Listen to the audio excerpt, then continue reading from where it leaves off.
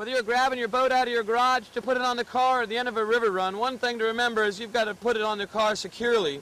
You don't want the thing flying off on the highway, endangering the people behind you, or a risk of losing your boat or damaging it.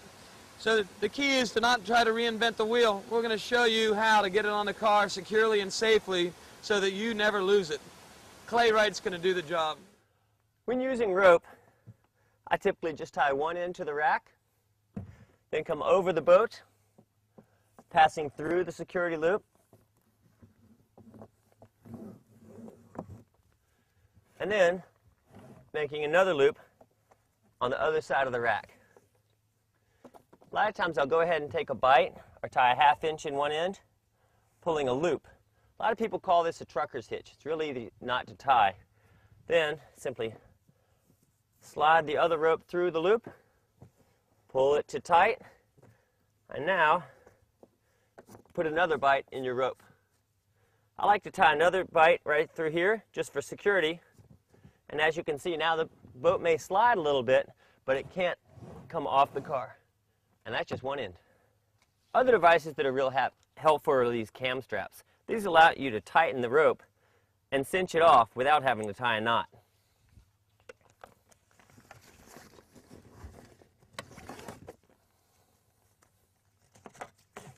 Okay.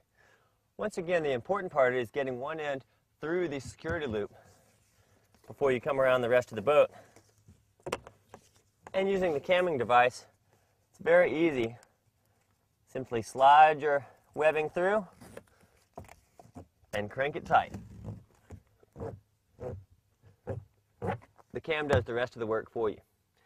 Now, the boat is very secure even at high speeds, and there's no way it can come off the car, even if one rope were to come untied. So here we go. We've got our boat tied on our car. We're getting ready to go to the river. Can't wait. We're going to do about a 6-mile run, but there might just be a problem. How am I going to get my car to the takeout? Anytime you go paddling on a river run, it requires that you run shuttle. This means that both cars have to go to the takeout.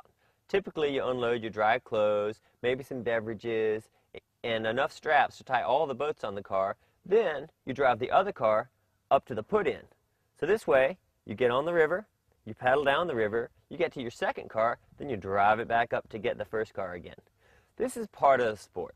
If you're not ready to carry other people's boats on your car, you shouldn't be going kayaking, because someone's going to have to run your shuttle for you. Sometimes you might be able to find what's called a shuttle bunny or a shuttle driver. These are wonderful people who volunteer their time to take you to the put-in and then pick you up at the takeout. These people are to be respected because we really appreciate the job they do. Oftentimes it's important to reward them with things like free dinner, beer, drive them all the way back home, and make sure they don't have to sit next to smelly, wet, polypropylene, stinking boys any part of the drive. These people are very, very appreciated in the sport of kayaking. If you can find one, it's great. Otherwise, you've got to run shuttle, and you've got to be ready to take other people and other boats in your vehicle.